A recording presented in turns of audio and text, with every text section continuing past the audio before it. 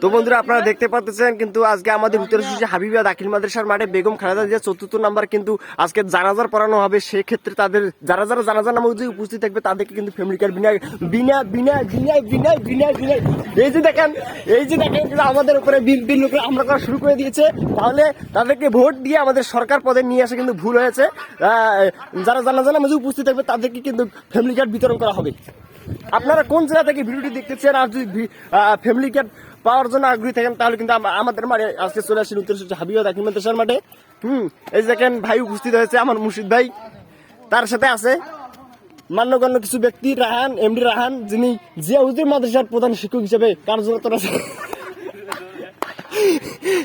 তার সাথে আছে বিশিষ্ট পর্যটক তার সাথে মুর্শিদ তুমি সরো।